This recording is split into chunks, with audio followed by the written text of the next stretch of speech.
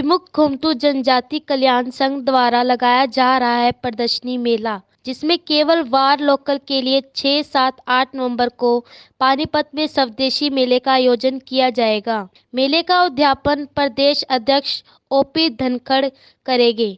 मेले के दौरान स्वदेशी चीजों पर पूरा जोर रहेगा ताकि चाइनीज सामान का बहिष्कार किया जा सके और भारत में निर्मित सामान ज़्यादा से ज़्यादा प्रयोग में लाया जाए कि हम सबको आत्मनिर्भर भारत बनाने की ओर बढ़ना चाहिए।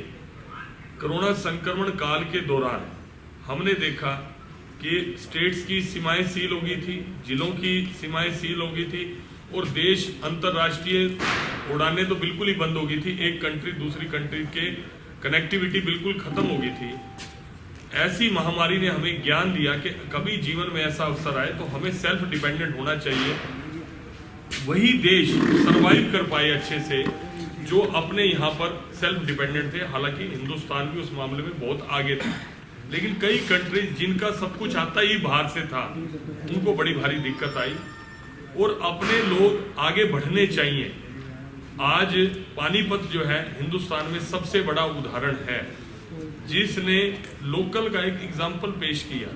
मैं एक छोटी सी एग्जाम्पल आपको दूंगा और मैंने अनेकों बार हमारे चैम्बर ऑफ कॉमर्स हैं सरदार प्रीतम जी, उनके मुख से सुना और मुझे बड़ा गर्व की अनुभूति हुई। हमारे राष्ट्रीय स्तर पर भी उस बात की चर्चा हुई कि हमारे यहाँ पर एक मिंक ब्लैंकेट है जो उभरा उभरा सा पॉलिस्टर का बनता है, वो मिंक ब्लैंकेट जो बहुत बड़ी संख्या में हजारों करोड़ रुपए का मिंक ब्लैंकेट चाइना से इंपोर्ट होता था और चाइना का व्यवहार हमारी सीमाओं पर और बिजनेस के अंदर जिस तरह से रहा है, उसका केवल और केवल मोटिव ये रहा कि हिंदुस्तान को आर्थिक मोर्चे पर भी और सामरिक मोर्चे पर भी नीचा दिखाया जाए।